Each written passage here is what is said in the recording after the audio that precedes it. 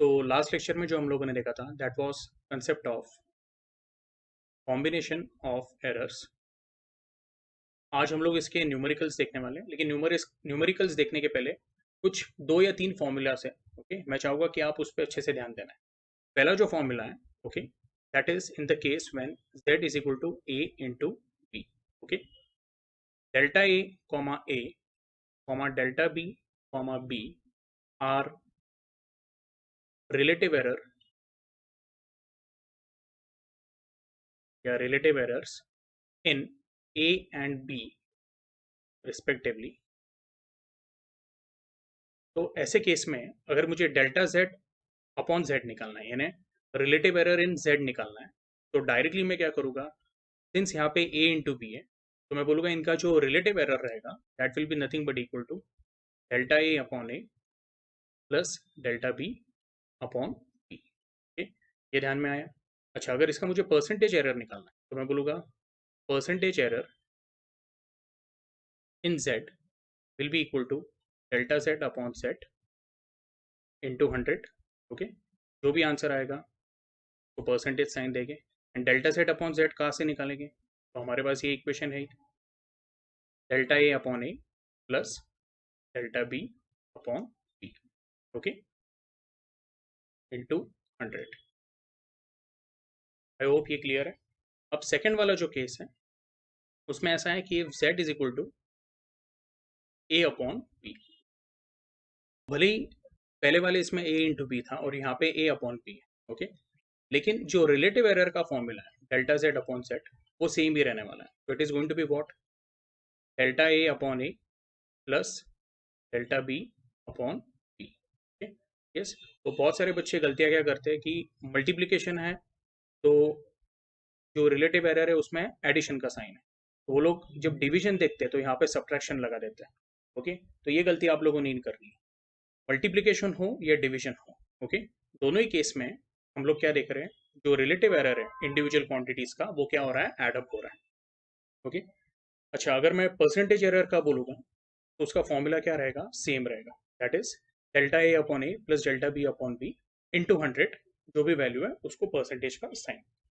एक और केस देख लेते हैं, third one, if z is equal to a into B upon C, तो उसमें परसेंटेज एरर क्या रहेगा, या परसेंटेज एरर के पहले रिलेटिव एरर क्या रहेगा, रिलेटिव एरर इन z, तो it will be delta A upon A plus delta B upon B plus delta C upon, और जब मैं परसेंटेज एरर की बात करूंगा तो it will be same the above formula, delta A upon A plus delta B upon B plus delta C upon C into 100। Okay, अच्छा, into 100 के बाद मैं ब्रैकेट डाल देता हूँ और हम लोग यहाँ पे परसेंटेज का साइन लगा देंगे। अब ये पूरे डिस्कशन में मैं आपको ये बताना चाहता हूँ, ए और बी के बीच में क्या था, मल्टीप्लीकेशन का साइन, उनके रिलेटिव एरर क्या हो गए, ऐड हो गए। अपॉन सी, अभी जो अपॉन सी है, ओके, तो अपॉन सी होने के बावजूद जो डेल्टा सी अपॉन सी है वो इन दोनों को क्या होगा, ऐड होगा। आई होप आपको ये समझ में आया। और एक लास्ट वाला इक्वेशन देख लेते हैं, if z is equal to a raise to m into b raise to n upon c raise to let us say p, ऐसा कुछ रहा, तो मैं डायरेक्टली लिख देता हूँ डेल्टा z अपॉन z क्या होगा। अब a रेज टू m यानी क्या है, तो a m टाइम्स मल्टीप्लाई हो रहा है, तो हम लोग बोलते हैं कि अगर एक क्वांटिटी में ऐसा ले लेता हूँ, z is equal to A square that is equal to what, A into A, तो मैं बोलूँगा डेल्टा जेड अपॉन जेड क्या हो जाएगा, it will be delta A upon A plus delta A upon A. तो यहाँ पे ए स्क्वायर था तो ये 2 बार ऐड हुआ, ए क्यूब होता तो ये 3 बार ऐड होता है, delta A upon A, delta A upon A and again delta A upon A. तो यहाँ पे m टाइम्स है तो कितने बार ऐड होगा, तो मैं बोलूँगा this will become delta A upon A plus m times delta A upon ए।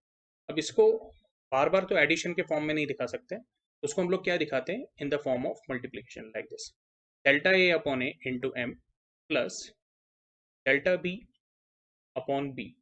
अच्छा, डेल्टा बी अपॉन बी का पावर क्या है, it is raise to N, तो वो हो जाएगा into N, okay, plus delta C upon C raise to P, okay. तो अगर मैं इसमें ऐसा लिखूं परसेंटेज एरर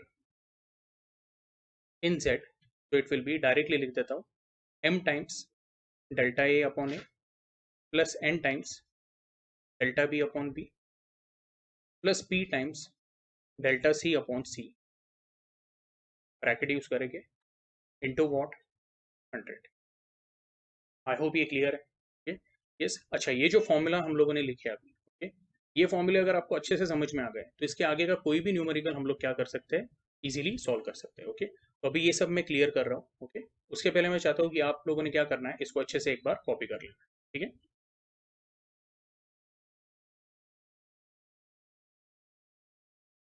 तो टेक्स्ट बुक में एक क्वेश्चन दिया हुआ उन्होंने, इन एन एक्सपेरिमेंट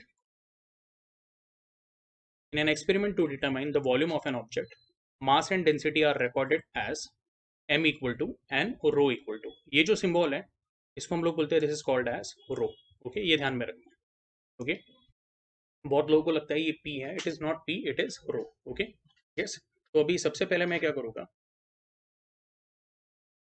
तो हमारा जो m का वैल्यू है वो दिया हुआ उन्होंने 5 प्लस माइनस 0.15 kg, m यानी मास हो गया, जो डेंसिटी है rho, they have given it as 5 plus minus 0.2 kg per metre cube, okay.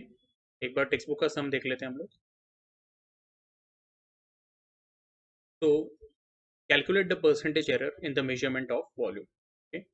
हम लोग क्या बोलेंगे, we know the formula, density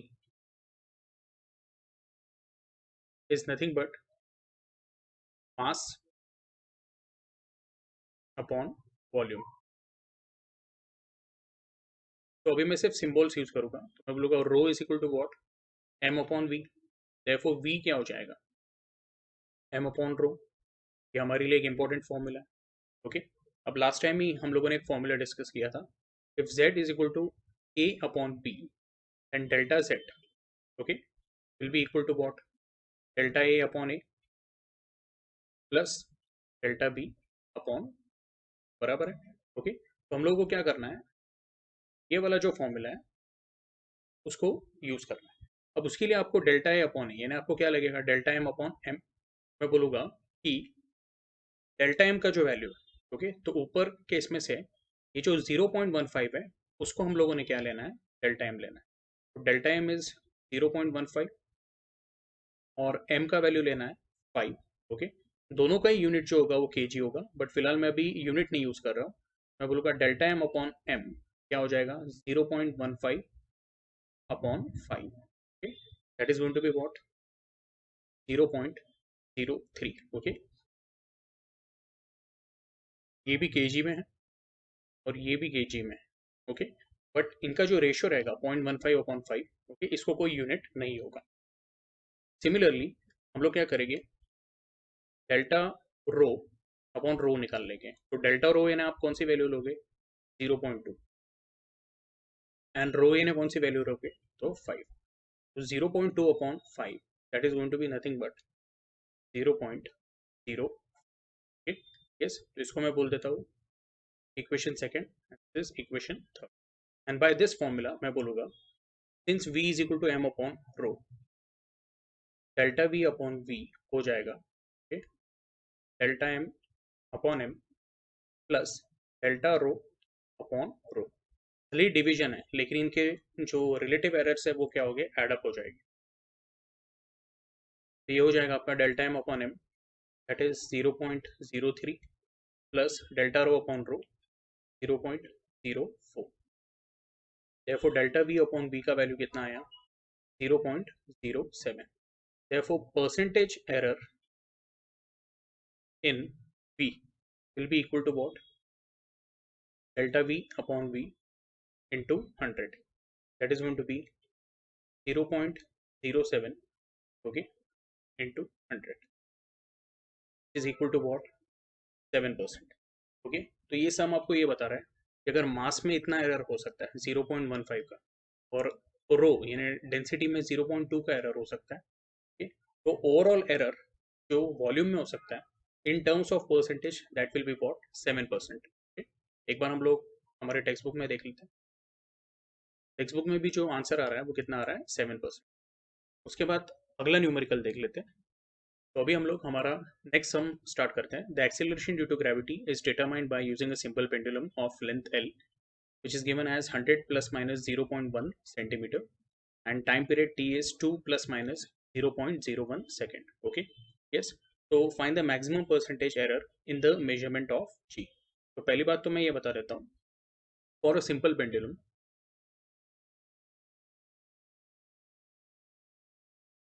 its time period t is given by the formula 2 pi under root of l upon g. Okay, इसको square किया तो क्या हो जाएगा, t square will become 4 times pi square और जो रूट है वो क्या हो जाएगा, कैंसिल हो जाएगा। तो L H S and R H S दोनों को क्या कर रहे हैं हम लोग, स्क्वायर कर रहे हैं। तो ये हो जाएगा एल अपॉन जी। इसको रीअरेंज किया तो आपको मिलेगा G is equal to 4 pi square, okay, L upon T square. Let us say this is our equation number first. अब ये सम के अंदर आपको ये समझ में आना चाहिए कि जो जी है वो दो क्वांटिटीज पे डिपेंडेंट है, एक है लेंथ और दूसरा है टाइम पीरियड।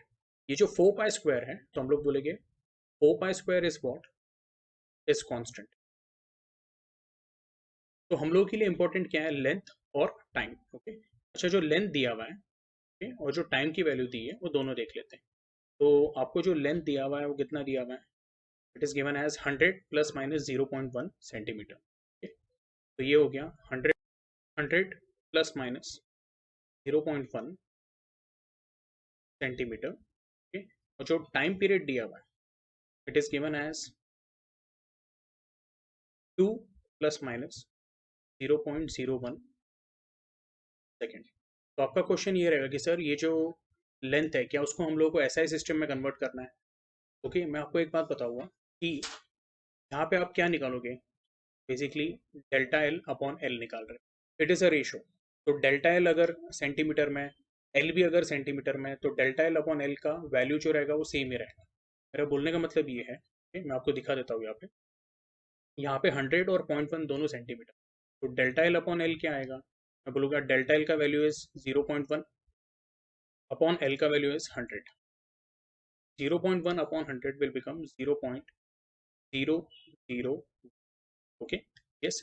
लेकिन सपोज अगर मैंने delta L which was 0.1 centimetre उसको मैंने मीटर में कन्वर्ट किया रहता तो मुझे उसको 100 से डिवाइड करना पड़ता, तो वो हो जाता 0.001 मीटर। और जो लेंथ आपको 100 सेंटीमीटर दी है तो वो हो जाती है आपकी 1 मीटर। मेरा बोलने का मतलब ये है कि अगर आप यहाँ पे वापस डेल्टा एल अपॉन एल निकालोगे तो उसका आंसर क्या आएगा, सेम ही आएगा 0.001 अपॉन 1। मीटर मीटर कैंसिल हो जाएगा, it will stay as only 0.00। I hope you are getting this. अब हम लोग डेल्टा टी का वैल्यू देख लेते हैं। डेल्टा टी क्या है, इट इज 0.01 सेकेंड। ओके, देखिए ये जो डेल्टा टी है ना ये बेसिकली क्या है, एरर है, ये आपको ध्यान में रखना। तो 2 सेकेंड्स मेजरमेंट में एरर कितना है, 0.01। मैंने डेल्टा टी क्या लिखा है, 0.0। और जो एक्चुअल वैल्यू है, ओके, तो टी की जो वैल्यू है it is what, it is 2 seconds. तो डेल्टा टी अपॉन टी ये आपका क्या हो जाएगा, this will become 0.01 upon 2 which is nothing but equal to 0.005। Okay, इसको मैं रिजल्ट 1 बोल देता हूँ और इसको रिजल्ट 2 बोल देता हूँ, ठीक है। यस, अभी यहाँ से लिखना स्टार्ट करता हूँ मैं। तो मैं बोलूँगा देयरफॉर डेल्टा जी अपॉन जी। अब डेल्टा जी अपॉन जी निकालते वक्त आपको ये ध्यान में रखना है, delta G depends on what, length. तो लेंथ लेकिन कितने बार आ रहा है, एल रेज टू 1 है। मैं यहाँ पे ब्रैकेट में लिख देता हूँ delta L upon L plus it is also depending on T square. लेकिन यहाँ पे टी स्क्वायर क्या है, डिनोमिनेटर में, तो भले ही डिनोमिनेटर में लेकिन उसका एरर क्या होगा, ऐड होगा। लेकिन यहाँ पे टी स्क्वायर है तो हम लोग क्या लिखेंगे, 2 times delta T upon T. सही है sorry. Delta L upon L का वैल्यू कितना आया था, 0.005। 0.001 plus 2 into delta t upon t is 0.005. That is going to be 0.001 plus 0.0. Delta G upon G जो आएगा आपका दैट विल बी 0.011. ओके, और अगर परसेंटेज एरर इन जी निकालोगे तो it will be delta G upon G into 100. That is going to be 0.011 into 100 is equal to 1.1%. Yes, तो इसको एक बार अच्छे से नोट कर लेना है.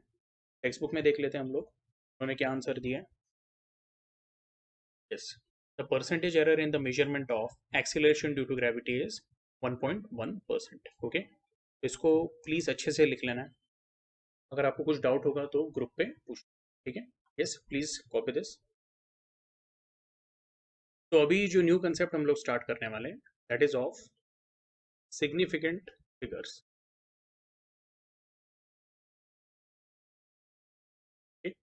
सिग्निफिकेंट फिगर्स में हम लोग बोलते हैं दो क्लासिफिकेशन है. एक होता है सर्टेन नंबर्स और एक होता है अनसर्टेन नंबर्स, जो आज दोनों ही हम लोग समझने वाले. और हम लोग बोलते हैं total number of certain numbers plus total number of uncertain number together क्या बन जाता है. It is nothing but total number of significant figures. ये आपको ध्यान में रखना है. अब सर्टेन नंबर्स क्या है, अनसर्टेन नंबर्स क्या है, वो भी मैं आपको बताता हूँ. ओके, तो लेट अस से कि मेरे पास एक ऑब्जेक्ट है और वो ऑब्जेक्ट का मैं लेंथ मेजर करता हूँ. ओके, अच्छा, लेंथ किससे मेजर कर रहा हूँ, तो जो नॉर्मल हमारी रूलर होती है या स्केल होती है, जो हमारी 15 सेंटीमीटर की स्केल होती है उससे मैं मेजर कर रहा हूँ. ओके, तो मैंने पहला रीडिंग लिया L1 और वो आया 10.5 सेंटीमीटर. ओके, अब ये किससे मैंने मेजर किया है, तो नॉर्मल रूलर और you can say scale to measure length. Okay, अब ये प्रोसेस में आप क्या बोलोगे कि सर हमारा जो रूलर है तो उसमें स्मॉलेस्ट डिवीजन क्या मेजर कर सकते हैं. ओके, देखो एक कंसेप्ट है जिसको हम लोग बोलते हैं लीस्ट काउंट. यस, तो पहले इसका डेफिनेशन लिख लेते हैं फिर हम लोग वापस इस पे आते हैं. तो लीस्ट काउंट क्या है, the smallest measurement that can be measured with the help of measuring instrument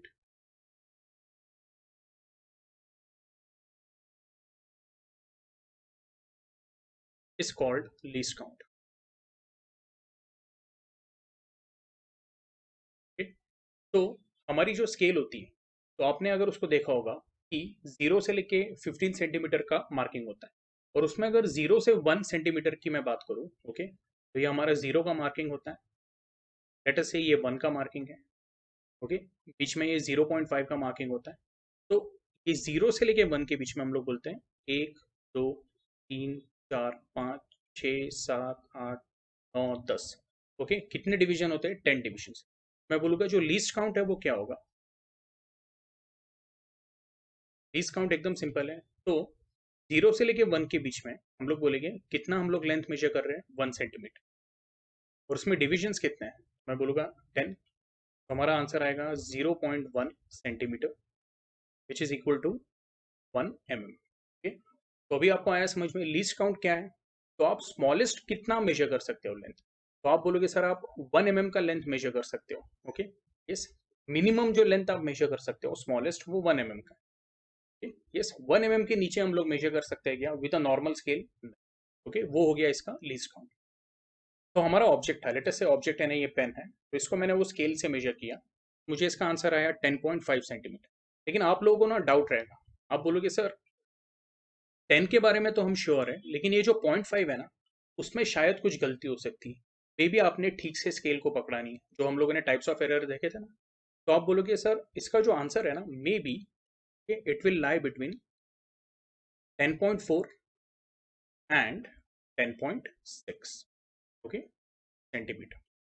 तो बोलने का मतलब क्या है कि आप 10 के बारे में श्योर हो, लेकिन 5 के बारे में आप बोलोगे कि आप अनसर्टेन हो। मे बी वैल्यू इज 10.4 और मे बी 10.6 या इसके बीच में, आप इसके बारे में सर्टेन नहीं। तो हम लोग बोलेंगे ये वाला जो वैल्यू है 10.5, उसमें हम लोग बोलेंगे 1,0 आर सर्टेन एंड जो 5 है, लास्ट का जो डिजिट है, वो है अनसर्टेन। ये क्लियर हुआ आपको? ओके। एंड टुगेदर हम लोग बोलेंगे, तो सर्टेन कितने डिजिट्स हैं? तो आप बोलोगे 1 एंड 0, तो total number of certain digits are 2। And uncertain कितना डिजिट है? तो एक ही डिजिट है, दैट इज 5। ओके, तो मैं बोलूंगा, मैं उसकी वैल्यू की बात नहीं कर रहा हूँ। मैंने आपको पूछा अनसर्टेन कितने डिजिट है, आप बोलोगे सर एक ही डिजिट है, वो 5 है, तो मैंने यहाँ पे एक लिख दिया। तो मैं बोलूंगा total number of significant figures क्या आएगा? बोलूंगा सिग्निफिकेंट फिगर्स जो रहेंगे,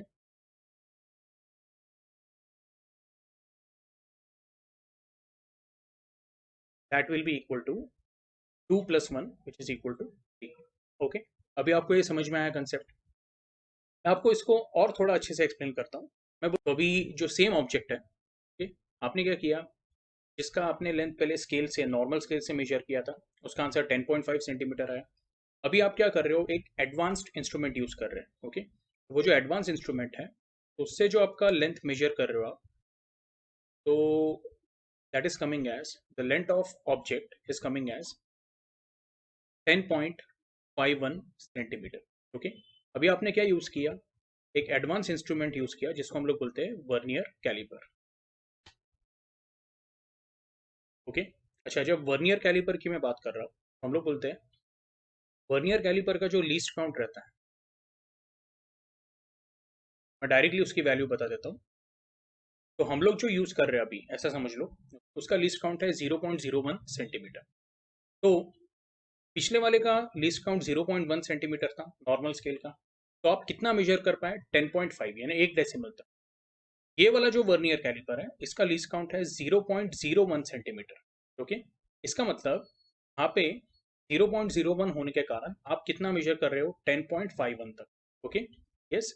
सो बोलने का मतलब क्या है, इसका मतलब क्या हुआ, जितना कम लीस्ट काउंट होगा, ओके, उतना ही आप क्या कर सकते हो, और एक्यूरेट मेजर कर सकते हो। ओके, ऐसा समझ लो कि मैं एक और रीडिंग मेजर कर सकता हूँ, okay, using some more advanced instrument. Okay, और उससे मेरे को आंसर आ रहा है 10.51, ओके, 2 सेंटीमीटर। अब मैं बोलूँगा, ये हम लोगों ने एक थर्ड इंस्ट्रूमेंट यूज किया, which is even advance than the vernier calliper. तो हम लोगों ने बेसिकली यूज क्या किया, एक वर्नियर कैलिपर ही यूज किया, ओके, लेकिन वो थोड़ा और एडवांस है। okay? तो हम लोग बोलेंगे उसका जो लीस्ट काउंट है, दैट इज 0.001 सेंटीमीटर। तो उससे जो रीडिंग आपकी आ रही है वो 3 डेसिमल तक है। अब मैं बात करता हूँ यहाँ पे दोनों ही केसेस में, ओके, कि सर्टेन नंबर्स क्या है और अनसर्टेन नंबर क्या है। ओके, तो इन दिस वैल्यू हम लोग बोलेंगे we are certain about 1, 0 and 5। लेकिन ये जो लास्ट का डिजिट है, ये तो हम लोग बोलेंगे we are uncertain about it. यानी हम लोग जानते हैं कि 10.5 तो है, अभी पक्का है, लेकिन ये जो 1 है उसमें एरर हो सकता है। यानी may be this reading will lie between 10.50 to 10.60। Okay, तो ऐसा समझ लो जैसे 51, 50 और 60 के बीच में रहता है। तो ये रीडिंग जो है, okay, 51, it may lie between 50 and 60। Okay, तो we are certain about 5, but ये जो 1 है, ये हमारे लिए क्या हो गया? अनसर्टेन। तो मैं यहाँ पे ऊपर लिख देता हूँ जो सर्टेन नंबर्स है अभी, ओके, वो कौन से हो गए? तो 1, 0, 5, यानी टोटल कितने नंबर हुए, कितने डिजिट्स हुए? 3। और जो अनसर्टेन नंबर है वो कितने हुए? तो अनसर्टेन हमारे पास एक ही नंबर है, जो लास्ट का नंबर है। Okay, yes. तो टोटल कितने डिजिट हुए? 1। तो 3 + 1, इन दोनों को अगर ऐड किया मेरा आंसर आएगा 4। Then number of significant figure is now 4। Okay, जब इसके हम लोग न्यूमेरिकल सॉल्व करेंगे आपको ये और क्लियर हो जाएगा। अब ये थर्ड वाला जो रीडिंग लिया हुआ है, ये ऑब्जेक्ट सेम ही है लेकिन अलग अलग इंस्ट्रूमेंट से हम लोग रीडिंग ले रहे हैं। तो इसमें मैं बोलूंगा कि जो सर्टेन नंबर्स हैं वो है 1, 0, 5, 1, और जो अनसर्टेन है that is the last digit 2। तो टोटल नंबर ऑफ सर्टेन कितने हुए 4 डिजिट्स, और अनसर्टेन कितना हुआ 1। मैं बोलूंगा सिग्निफिकेंट फिगर्स कितने हुए 4 + 1 दैट इज 5। आई होप आपको समझ में आ रहा है। तो सर्टेन डिजिट्स और अनसर्टेन डिजिट्स दोनों मिला के क्या हो जाते हैं, सिग्निफिकेंट फिगर्स हो जाते हैं। ओके, और ये बात ध्यान में रखो, जितना आप लीस्ट काउंट की वैल्यू कम होते जाएगी, ओके, या जितना लीस्ट काउंट की वैल्यू कम रहती है, वो लीस्ट काउंट की वैल्यू कैसे कम रहती है, तो जितना इंस्ट्रूमेंट और प्रिसाइज और एक्यूरेट रहेगा, ओके, यस, तो हम लोग बोलेंगे उतना ही प्रॉपर और एक्यूरेट रीडिंग हम लोग ले सकते हैं। यहाँ तक आप लोगों को क्लियर है? एक बार हम लोग टेक्स्ट बुक में देख लेते हैं। तो टेक्स्ट बुक में उन्होंने बेसिकली जो सिग्निफिकेंट फिगर्स के बारे में दिया है वो मैंने आपको बताया हुआ है। सिर्फ जो इसमें इंपॉर्टेंट पार्ट है वो मैंने क्या किया है, हाईलाइट कर दिया है। जैसे लीस्ट काउंट का definition, so what is least count? Least count is the smallest measurement that can be made using the given instrument. Okay, तो हम लोगों ने 15 सेंटीमीटर का स्केल का एग्जांपल लिया था। ओके, तो उसमें उन्होंने बोला हुआ है, okay, for example with the usual metre scale, okay, one can measure 0.1 centimetre as the least value, hence its least count is 0.1 centimetre. Okay, yes, तो हम लोग बोलते हैं वो स्केल से हम लोग जो स्मॉलेस्ट डिवीजन मेजर कर सकते हैं दैट इज ऑफ 1 mm, बराबर है। ओके, तो आप जैसे 15.1 मेजर कर सकते हो, लेकिन 15.15 बोला मैंने तो वो आप मेजर नहीं कर सकते हो। ओके, यस, तो ये आपको ध्यान में रखना है। यस, तो हम लोग बोलेंगे the least count is what 1 mm which is 0.1 centimetre. एक एग्जांपल ऐसा दिया हुआ है, ओके, कि suppose using that scale we measure the length of a metal rod. Yes, and वो मेजरमेंट जो है वो हम लोग एक बार नहीं कर रहे, वो मेजरमेंट हम लोग 3 टाइम्स कर रहे हैं। ओके, यहाँ पे उन्होंने दिया हुआ है the measurement is done 3 times. Okay, therefore the readings obtained are, तो पहला वाला रीडिंग 15.4 है, दूसरा वाला क्या है अगेन 15.4 है, तो तीसरा वाला क्या है 15.5 है। अब ये जो तीनों रीडिंग है तो इसमें एक चीज आपको कॉमन दिख रही है कि जो नंबर 15 है वो बार बार रिपीट हो रहा है। ओके, अब नंबर 15 बार बार रिपीट हो रहा है इसका मतलब क्या है?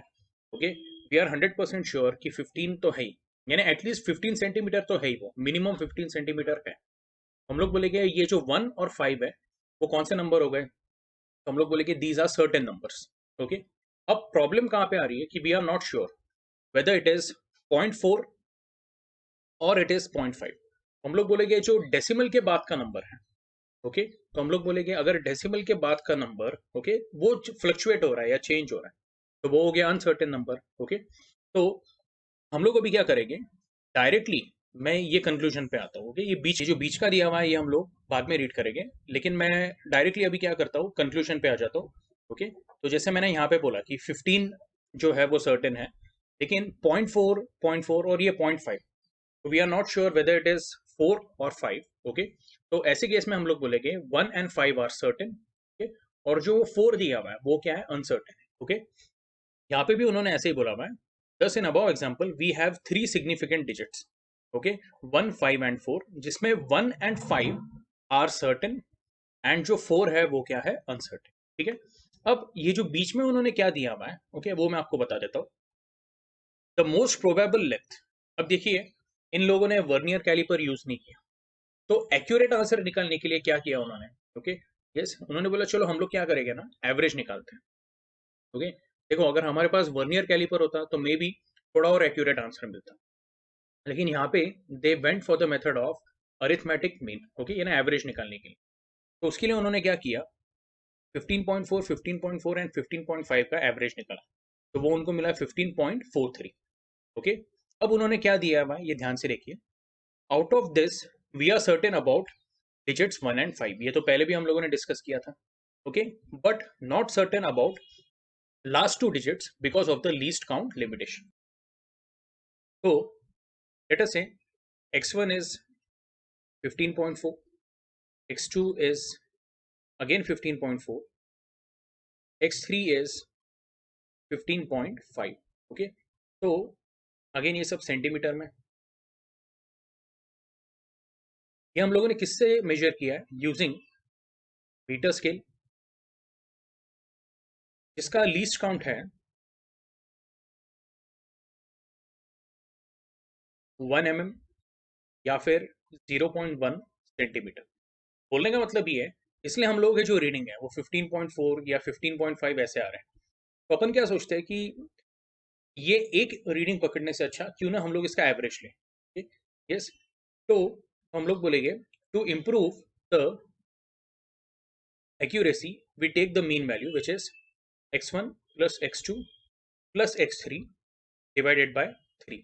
ओके, अब देखो इसमें आंसर क्या आता है। So this comes to be 15.4 plus 15.4 plus 15.5 divided by 3, that is going to be 15 3 45, और हम लोग बोलेंगे 0.4 प्लस 0.4 0.8 प्लस 0.5, यानी आपका हो जाता है 1.3 divided by 3, that goes to be 46.3 upon 3। इसको अगर डिवाइड किया तो ये मिलेगा हमें 15.43 सेंटीमीटर। ओके, तो अप्रोक्सीमेटली कितना आ रहा है? 15.43 सेंटीमीटर। ओके, क्वेश्चन ये है अभी कि सर हर जगह पे 15 आ रहा है, ओके, तीनों रीडिंग में, तो यहाँ पे भी हम लोग बोलेंगे 15 आ रहा है। सो इसमें ये रीडिंग के अंदर मैं बोलूंगा कि जो सर्टेन नंबर्स है वो कौन से हैं? That is 1,5। ये आप लोग एग्री कर रहे हैं? तो total number of certain numbers कितने हैं? मैं बोलूंगा 2 डिजिट्स। तो 2 डिजिट्स ऐसे हैं जो सर्टेन है। ओके, वो 2 डिजिट्स कौन से हैं? 1 एंड 5। तो आप बोलोगे सर यहाँ पे जो 4 है, क्या 4 को भी हम लोग सर्टेन ले सकते हैं क्या? मैं बोलूंगा नहीं। 4 जो है, ओके, वो सर्टेन कब ले सकता था? अगर मैं कोई और एक्यूरेट इंस्ट्रूमेंट यूज करता जिसका लीस्ट काउंट 0.01 सेंटीमीटर होता। ओके, यस, तब मैं बोलता कि 4 क्या है, 4 is a certain number. But अभी मैं बोलूंगा कि यहाँ पे जो लीस्ट काउंट है वो क्या है? 0.1, यानी पॉइंट के बाद जो पहला डेसिमल है वही क्या है? अनसर्टेन है। ओके, तो मैं बोलूंगा अनसर्टेन नंबर कौन से? अनसर्टेन नंबर जो है, तो पहला अनसर्टेन नंबर इज 4 और दूसरा अनसर्टेन नंबर क्या है? 3। तो ये हो गया 2 अनसर्टेन नंबर। लेकिन जब मैं सिग्निफिकेंट फिगर्स लिखूंगा तो एक रूल है। Okay, always try and understand this. Okay, significant figures लिखते वक्त we only take certain numbers. Okay, and certain number को फॉलो करने वाला या सर्टेन नंबर को इमीडिएटली जो लग के अनसर्टेन आता है उसमें का एक ही नंबर लेते हैं। ओके, बोलने का मतलब क्या है? जो हमारा 1 और 5 है वो सर्टेन है, और उसको लग के जो पहला अनसर्टेन नंबर है वो कौन सा है? It is 4। तो हम लोग बोलेंगे total number of significant figures कितने हो गए? तो सिग्निफिकेंट फिगर्स में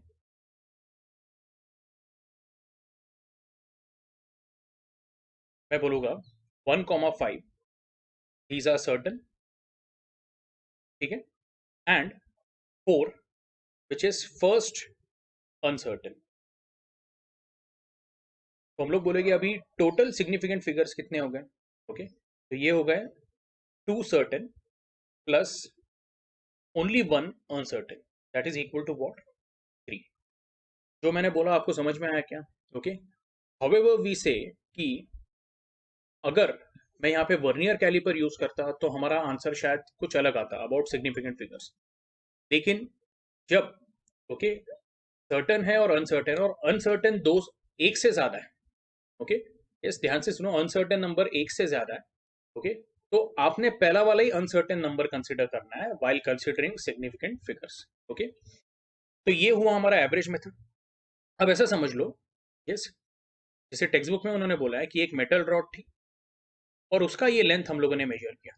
अब ये जो मेटल रॉड का जो लेंथ है, सपोज मैं मेजर करता हूं, okay, using vernier caliper. Okay.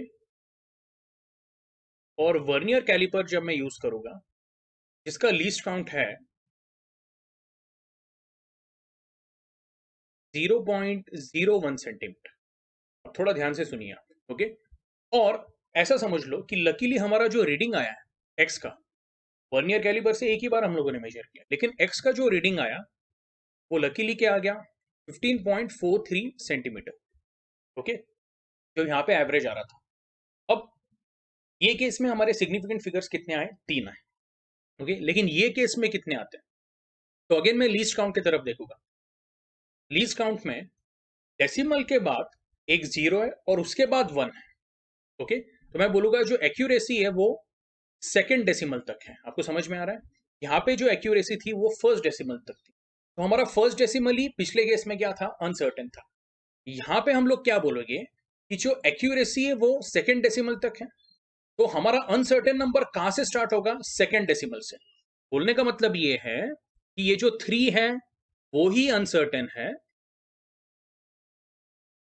बाकी के जो ये तीनों है, ओके, यस, मैं बोलूंगा 1, 5 एंड 4 ये हो गए सर्टेन नंबर्स। यस, तो सर्टेन नंबर में कितने डिजिट्स हैं, 1, 5, 4, यानी कितने हो गए, 3 डिजिट्स। और अनसर्टेन में कितने हैं, मैं बोलूंगा ओनली 3। ओनली 3 यानी क्या, डिजिट 3, तो मैं बोलूंगा दैट इज 1 डिजिट। तो ये केस में मैं बोलूंगा ओके, सिग्निफिकेंट फिगर्स कितने होंगे,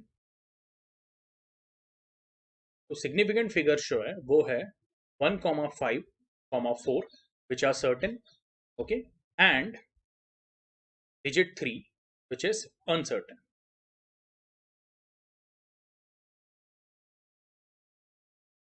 तो ये केस में सिग्निफिकेंट फिगर्स का जो वैल्यू है that is 1, 2, 3, 3 certain and 1 uncertain, यानी ये हो गया 4 सिग्निफिकेंट फिगर्स। अब देखिए दोनों के वैल्यू तो सेम ही आ रहा है, जैसे यहाँ पे x का वैल्यू 15.43 है और पिछले केस में जो हमारा xm का वैल्यू था वो भी 15.43 था।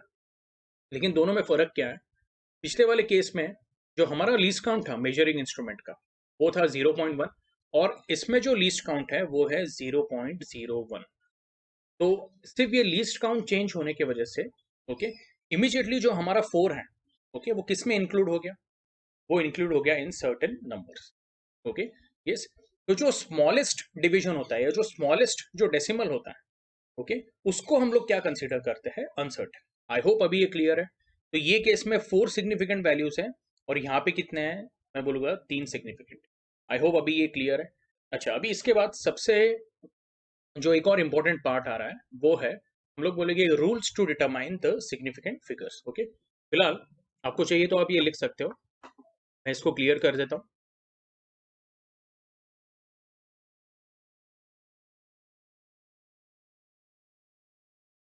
तो ये जो रूल्स है ओके, ये बहुत ही सिंपल है। टोटल उन्होंने मेरे ख्याल से 4 रूल्स मेंशन किए हुए, 4 या 5 रूल्स है ओके, लेकिन बहुत ही सिंपल है। तो पहला वाला रूल क्या है, देखिए, yes, so they have said all the non-zero digits are significant. Okay. For example, if the volume of an object is 178.43 centimetre cube, तो हम लोग बोलेंगे यहाँ पे कितने सिग्निफिकेंट डिजिट्स है। मैं बोलूँगा अगर ये 178.43 है तो इसमें हम लोग बोलेंगे कि 178 और 4 ये डेफिनेटली सर्टेन होगा। ओके, और जो 3 है उसको हम लोग क्या बोलेंगे, अनसर्टेन बोलेंगे। ये रूल ध्यान में रखो। मोस्टली क्या होता है कि जो आखिरी का जो डिजिट है ना उसको हम लोग अनसर्टेन पकड़ते हैं। वो जो पिछला वाला केस था उसमें हम लोगों ने अरिथमेटिक मीन निकाला था, इसलिए उसमें 2 अनसर्टेन थे। लेकिन जितने अपने न्यूमेरिकल्स आते हैं उसमें हम लोग जब देखते हैं तो वी से कि जो अनसर्टेन रहते हैं ओके, वो एकदम जो लास्ट का जो नंबर रहता है ओके, नॉन जीरो नंबर, उसको ही हम लोग कंसिडर करते हैं। ओके, अभी फिलहाल यहाँ पे ध्यान दो, मैं बोलूंगा कि जितने भी नॉन जीरो नंबर है यानी 17843, यस, ये वाले केस में सबके सब क्या हो गए, they became significant figures. Okay, again इसमें आप ऐसे कंसिडर कर सकते हो, तो ये केस में 1784 ओके, ये हमारे क्या हो गए, सर्टेन नंबर्स, और ये जो 3 है वो क्या हो गया, अनसर्टेन। तो टोटल कितने सिग्निफिकेंट फिगर्स हुए, 5। ओके, ये समझ में आ रहा है आपको, 5 सिग्निफिकेंट फिगर्स हुए। अब सेकंड वाला रूल देखते हैं। पहला वाला रूल था कि जितने भी नॉन जीरो डिजिट्स थे उसको हम लोगों ने क्या ले लिया, कंसीडर कर लिया, और उसको हम लोगों ने सिग्निफिकेंट बना लिया। अब उन्होंने एक बात बोली भी है जो बहुत इंपॉर्टेंट है, all the zeros between the two non zero digits, okay, इनको निग्लेक्ट नहीं कर सकते, they are significant. For example 165.02। अब डेसिमल के ये साइड के जो तीनों नंबर हैं वो क्या है, नॉन जीरो है, और जीरो के बाद वापस क्या आ रहा है, एक नॉन जीरो नंबर आ रहा है विच इज 2। तो ऐसे केस में जो जीरो है, ओके, उसको आपको क्या करना पड़ेगा, इंक्लूड करना पड़ेगा, उसको आप निग्लेक्ट नहीं कर सकते। तो ये केस में मैं बोलूंगा, ओके, ध्यान से सुनो, 1650, ओके, ये शायद हम लोग बोलेंगे सर्टेन नंबर्स है, और जो 2 है वो क्या है, अनसर्टेन। तो टोटल सिग्निफिकेंट कितने हो गए, 16502, 5 सिग्निफिकेंट डिजिट्स या 5 सिग्निफिकेंट फिगर्स हो गए। सेकेंड वाला रूल समझ में आया। पहला वाला रूल था जितने भी नॉन जीरो नंबर है उनको क्या कंसीडर करना है, सिग्निफिकेंट। दूसरा वाला रूल ऐसा था कि अगर जीरो बीच में आ रहा है, okay, between two non zero numbers, तो उसको भी आपको इंक्लूड करना है इन सिग्निफिकेंट फिगर्स। और जो अभी थर्ड वाला आ रहा है, ओके, ये सबसे इंपॉर्टेंट है, if number is less than 1, the zeros on the right of the decimal point and to the left of the first non-zero digits are not significant. Okay, इसका मतलब क्या है, तो अभी value is less than 1, less than 1 का मतलब क्या हुआ, तो वो हो जाएगा 0.9 या मे बी 0.8 या may be 0.08। Okay, less than 1 यानी क्या, तो बेसिकली डेसिमल चालू हो गया। तो ऐसे केस में हम लोग बोलते हैं कि अभी इसमें कौन से जीरोस को निग्लेक्ट करना है। तो सबसे पहले मैं बोलूंगा आपको कंसीडर क्या करना है। तो आप यहाँ पे जो कंसीडर करोगे वो 1 से कंसीडर करना स्टार्ट करोगे, 1, 4, 0 एंड 5। अब यहाँ पे अगर आप ध्यान से देखोगे तो आपके पास कितने जीरो है, 1, 2, 3, और ये 1, 4 और 5 के बीच में एक और जीरो है। ओके, मैं यहाँ पे आपको लिख के बता देता हूँ, ये जो आपका नंबर है दैट इज 0.00140 ओके। तो इसमें अगर मैं बोलूंगा जीरोस कितने हैं, तो ये हुआ 1, 2, 3 और ये हुआ 4। लेकिन ये जो जीरो है, ओके, उसको हम लोग निग्लेक्ट नहीं करेंगे। ओके, तो कौन से जीरोस निग्लेक्ट करने वाले हैं हम लोग, okay, all the zeros, okay, which start before the non zero numbers. यानी पहले तो मैं आपको ये बता देता हूँ कि इसमें सिग्निफिकेंट फिगर्स क्या रहेंगे। तो सिग्निफिकेंट फिगर्स रहेगा 1, 4, 5, और जो कि जीरो दो नॉन जीरो नंबर्स के बीच में आ रहा है तो उसको भी हम लोग क्या करेंगे, सिग्निफिकेंट कंसीडर करेंगे। This is according to the previous rule. Okay, तो हमारे पास टोटल सिग्निफिकेंट नंबर्स कितने हो गए, total significant figures are 1, 4, 0, 5। Decimal के लेफ्ट साइड का जीरो भी हम लोगों ने निगलेक्ट किया, और जो नंबर के पहले के जो दो जीरोस हैं उसको भी क्या किया हम लोगों ने, निगलेक्ट किया। तो टोटल 3 जीरोस क्या कर दिए हम लोगों ने, निगलेक्ट कर दिए। ये समझ में आ रहा है। हाँ, लेकिन यहाँ पे सपोज अगर कोई डिजिट है, जैसे ये नंबर कुछ ऐसा होता, 0 पॉइंट के जगह पे ये 10.001405 होता, तो फिर मैं बोलता आपको सब कंसिडर करने पड़ते हैं। यानी कितने होते हैं, 1, 2, 3, 4, 5, 6, 7, 8, आठों के आठों नंबर क्या होते हैं, सिग्निफिकेंट होते हैं। ये क्लियर हुआ आपको, ठीक है। चलो अगले रूल पे जाते हैं। Now the next rule is the zeros on the right hand side of the last non-zero numbers are significant, but for this the number must be written with a decimal point. Example, अभी ऐसा ये 1.500, 0.01500, both have 4 significant figures। इसका मतलब क्या, तो अगर कोई number ऐसा है 1.500, अब ये ध्यान से सुनो, इसके पहले मैं 2 जीरो भी लगा सकता हूं, उसका कोई मतलब नहीं है। ओके, ये जो है मैं बोलूंगा इसको हम लोग सिग्निफिकेंट फिगर्स में नहीं कंसिडर करेंगे। लेकिन अगर zeros, okay, towards the right आते हैं, डेसिमल्स के राइट में आते हैं, दिख रहा है आपको, देखो 1 के बाद डेसिमल है, फिर 5 है, और उसके बाद ये जो 2 जीरो है वो दोनों है। ओके, ये जो 2 जीरो है वो आपको क्या इंडिकेट कर रहा है? एक तरह से एक्यूरेसी इंडिकेट कर रहा है। वो आपको ये बता रहा है कि डेफिनेटली यहाँ पे जीरो ही है और कोई दूसरा डिजिट नहीं हो सकता है। तो ये हमारे लिए क्या है? सिग्निफिकेंट है। तो मैं बोलूँगा total number of significant figures are 1 2 3 4, 4 significant figures. Okay, तो ये ध्यान में रखना। और उन्होंने एक और एग्जांपल लिया था 0.01500, 0.01500। अब पिछले रूल में हम लोगों ने सीखा है कि जो लेफ्ट साइड के जीरोस है उसको क्या करेंगे हम लोग? निगलेक्ट करेंगे। हाँ, लेकिन राइट साइड के जो अभी जीरोस है उसको क्या करना है? हम लोगों को कंसीडर करना है। यहाँ पे भी कितने है फिर? 4 significant figures. Okay, 4 significant figures ये केस में भी। ओके, तो ये एक बार ध्यान से पढ़ लेना है। यस, अब इसके बाद एक लास्ट वाला उन्होंने पॉइंट दिया हुआ है। ओके, मैं बोलूंगा कि लेटर से ये 5th वाला पॉइंट है। अभी उन्होंने बोला if a measurement yields a length which is given as 125 metre और 12500 सेंटीमीटर और 1,25,000 mm। अब ये तीनों क्या आप बोलोगे सर ये तो सेम है। 125 मीटर यानी कितना होता है? तो 12500 सेंटीमीटर बराबर है। और उसको ही हम लोगों ने जब mm में कंसिडर किया तो हमारा ये आंसर आया 125,000। तो सर यहाँ पे हम लोग सिग्निफिकेंट फिगर्स कौन से कंसिडर करेंगे? मैं आपको बोलूंगा कि पहली बात अगर ऐसा कुछ रहा तो ये जो बोला हुआ था कि जो नंबर ऑफ जीरोस आपको काउंट करना है वो डेसिमल के राइट साइड में के बोले थे। ओके, यहाँ पे एक बार वापस देखिए, the zeros on the right hand side of the last non zero number are significant. Okay, but for this the number must be written with a decimal point. ये ध्यान में रखो। ओके, यहाँ पे कोई भी जो नंबर है जैसे 12500, तो यहाँ पे कहाँ पे डेसिमल आया है क्या? नहीं। तो ये जीरोस हमको क्या करने पड़ेंगे? निग्लेक्ट करने पड़ेंगे। ओके, तो हम लोग बोलेंगे कि it has only 3 significant figures. मैं आपको यहाँ पे बता देता हूँ, जैसे 125 है, या फिर 12500 है, या फिर 125,000। थोड़ी देर पहले मैंने बोला कि ये जो जीरोस है उसको कंसिडर करना है, लेकिन ये जीरोस को कब कंसिडर किया?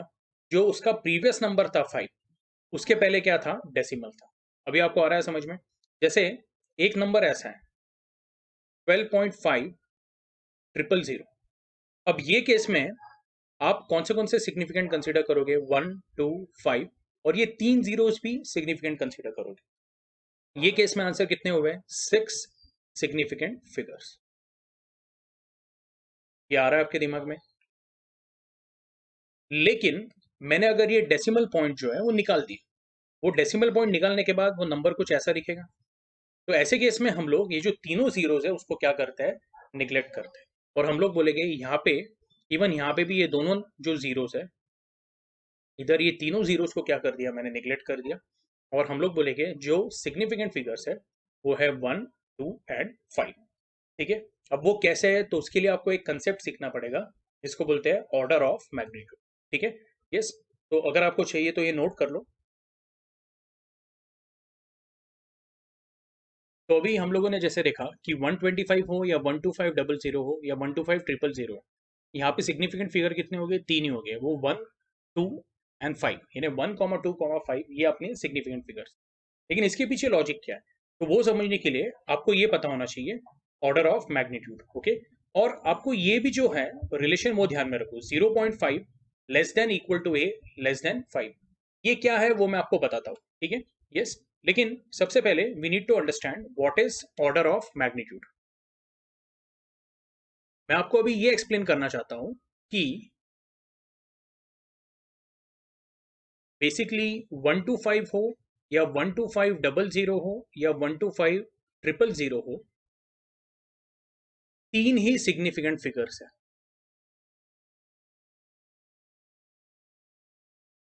बराबर है, ये हम लोगों ने देखा था। तो ये किसके हेल्प से कर रहे हैं हम लोग? By the concept of order of magnitude. बस यहाँ पे ध्यान दीजिए। ओके, तो सबसे पहले जो भी फिजिकल क्वांटिटी का मैग्नीट्यूड है उसको आप कैसे रिप्रेजेंट करोगे? इन the form of A into 10 raised to n, okay, where a is, you can say, a rational number, okay, या फिर आप बोल सकते हो रियल नंबर भी, और जो n है, n is इंटीजर, ये आपको ध्यान में रखना है, ओके। अब इसका मतलब क्या है, तो फॉर एग्जांपल 12500 ले लेते हैं, ये जो सेकंड वाली वैल्यू है उसको कंसीडर करते हैं, ओके। अब उसको मुझे रिप्रेजेंट करना है in the form of a into 10 raise to n। अब उसमें a क्या होना चाहिए, तो हम लोग बोलते हैं a के लिए भी एक कंडीशन है, वो कंडीशन मैं लिख देता हूं। a की जो वैल्यू है, okay, it should be greater than 0.5 और इक्वल टू 0.5, समझ में आ रहा है, ओके। बट a की value must be less than 5।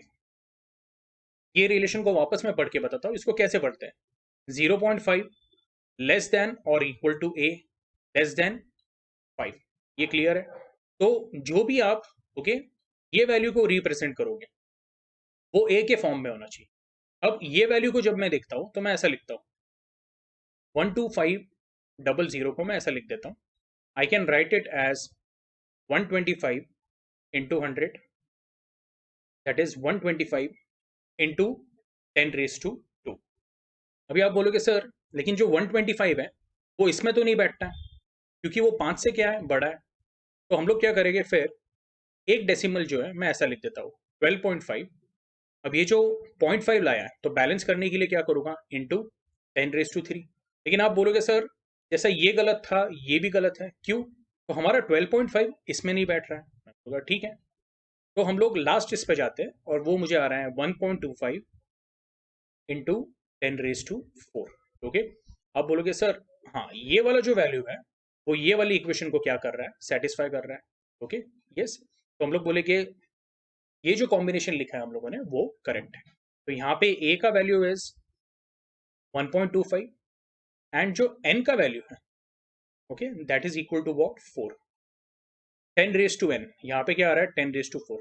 तो ये जो n हो गया, दिस इज कॉल्ड, तो बेसिकली आपका n का वैल्यू क्या आया है, 4 आया। और ये जो 10 रेज टू 4 है, तो हम लोग बोलते हैं 10 raise to 4 is order of magnitude for the original value. Original value क्या थी हमारी, 12500, ठीक है। आई होप आपको ये क्लियर हुआ है। तो एक बार टेक्स्ट बुक में देख लेते हैं हम लोग, ओके। टेक्स्ट बुक में उन्होंने कुछ एग्जांपल दिए हैं। रेडियस ऑफ अर्थ उन्होंने लिया है 6400 किलोमीटर, ओके।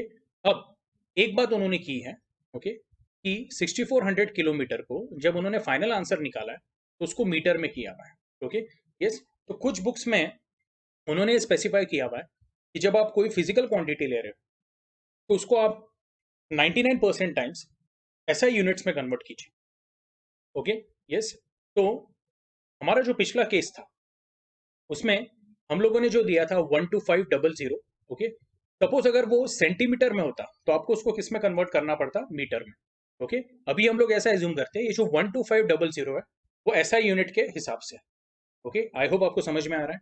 सपोज अगर आपको ये 12500 सेंटीमीटर दिया है, ओके, तो कुछ बुक्स में इन्होंने डायरेक्टली वैसे ही सॉल्व किया उसको, लेकिन कुछ बुक्स में क्या किया है उन्होंने, इसको मीटर में कन्वर्ट कर दिए। अब जब इसको मीटर में कन्वर्ट किया है तो इसका जो आंसर आया वो थोड़ा अलग आ गया, वो आया 1.25 इंटू 10 रेज टू 2 मीटर। तो अभी जो ऑर्डर रहेगा that will be what, 10 raise to 2। I hope आपको समझ में आ रहा है, ओके, यस। तो यहाँ पे उन्होंने दिया है radius of earth is 6400 kilometre. तो इसको हम लोग कैसे सॉल्व करेंगे, तो बहुत ही सिंपल है। मैं बोलूँगा radius of earth converted into, ऐसा है तो ये हो जाता है 6400 किलोमीटर को जब मीटर में कन्वर्ट करते हैं तो वो क्या हो जाता है, इंटू 10 रेज टू 3, ओके। इसको मैं ऐसा लिख देता हूँ 64 इंटू ये जो 2 जीरो है वो यहाँ पे ऑर्डर बढ़ा देंगे और वो हो जाएगा 10 रेज टू 5 मीटर। लेकिन ये जो 64 है, क्या ये 64 ये कंडीशन को सेटिस्फाई कर रहा है, नहीं। तो मैं 64 को 6.4 भी नहीं करूँगा, क्योंकि अगेन 6.4 का भी वैल्यू क्या है, इसके अंदर नहीं बैठ रहा है। ओके, तो मैं इसको लिख देता हूँ 0.64 इंटू 100 या 10⁻² लिख देता हूँ, इंटू 10⁵ मीटर। ये आपका हो गया 0.64 इंटू 10⁻7 मीटर। ओके, ये क्लियर है आप लोगों को? तो यहाँ पे जो ऑर्डर ऑफ मैग्नीट्यूड आया, ओके, वो कितना है? 7 है, या ओवरऑल हम लोग बोलते हैं 10⁻7 is what the order of magnitude. और जो सिग्निफिकेंट फिगर्स हैं, अभी वो मेन पॉइंट पे हम लोग आ जाते हैं। तो ये केस में सिग्निफिकेंट फिगर्स कौन से हो गए? तो जो भी दो नॉन जीरो नंबर है। Okay, yes. तो जैसे हम लोगों ने डिस्कस किया था पहले के रूल्स के हिसाब से, the non zero numbers will be the significant figures, और ये साइड का जो जीरो है उसको हम लोग क्या करते हैं? निग्लेक्ट करते हैं। ओके, आई होप ये क्लियर है आप लोगों को। एक बार वापस ये जो रूल्स है वो अच्छे से देख लो। उसके बाद उन्होंने दिया है the magnitude of charge of an electron is, यानी एक इलेक्ट्रॉन का चार्ज कितना होता है? 1.6 इंटू 10⁻⁻19 कूलम। यहाँ पे कोई चेंज करने की जरूरत नहीं है। क्यों? हम लोग बोलते हैं पहले से ही ए का कंडीशन क्या हो रहा है? सेटिस्फाई हो रहा है। ए का वैल्यू इज 1.6। मैं बोलूँगा ऑर्डर ऑफ मैग्नीट्यूड कितना है? 10⁻⁻19। ओके, या फिर हम लोग ऐसे बोलते हैं the order of magnitude is -19 and the number of significant digits are 2। तो अभी वो जो दो सिग्निफिकेंट डिजिट्स है वो कौन से है? मैं बोलूँगा पहला जो है वो है 1, और जो दूसरा है वो 6, जो भी नॉन जीरो। ओके, तो नॉन जीरो नंबर्स जो है वो हम लोग बोलते हैं यहाँ पे all the non zero digits are significant. ठीक है, ये क्लियर हुआ है? तो यहाँ पे आपका जो टॉपिक है वो पूरा कंप्लीट होता है। ओके, अब ये जो आपको ग्रीन ब्लॉक में दिया हुआ है, ओके, तो ये बेसिकली क्या है? ये थोड़ा एक्स्ट्रा इन्फॉर्मेशन है। ओके, यस, यानी जैसे बोलते हैं ना हम लोग ट्रिविया है या नॉलेज है, ओके, वो पॉइंट ऑफ व्यू से दिया हुआ है। ओके, तो ये आप लोगों ने क्या करना है? अच्छे से रीड करना है, इसके अपने एक नोट्स बनाने हैं। ठीक है, इसमें अगर आपको कुछ डाउट होगा, क्योंकि अभी तक मैंने आपको हर एक पार्ट एक्सप्लेन किया है, लेकिन जो भी ग्रीन में दिया हुआ है, ओके, मैं चाहता हूँ कि आप इसको खुद पढ़िए। ओके, समझने की कोशिश कीजिए, क्योंकि थोड़ा हमारा खुद का भी सेल्फ स्टडी भी होना चाहिए, हमारा सेल्फ एनालिसिस भी होना चाहिए। और अगर आपको नहीं आया समझ में, ओके, तो मैं डेफिनेटली आपको क्या करूंगा? इसमें हेल्प करूंगा। ठीक है, यस, यहाँ तक ओके? नेक्स्ट लेक्चर में will start with the exercise. Okay, तो इसमें के जो इंपॉर्टेंट न्यूमेरिकल्स हैं वो मैं सॉल्व करूंगा, बाकी के जो है वो आपको होमवर्क मिलेगी, और जो आपको नहीं आते हैं सपोज, ओके, तो वो हम लोग ग्रुप के ऊपर डिस्कस कर लेंगे। ओके, तो इसके बाद जो नेक्स्ट लेक्चर रहेगा, ओके, उसमें ये पूरा एक्सरसाइज हम लोग क्या करेंगे? कंप्लीट कर लेंगे। ओके, और वो एक्सरसाइज के बाद आपको मैं कुछ असाइनमेंट्स भी दूंगा। ओके, सो अभी मैं यहाँ पे ही स्टॉप करता हूँ।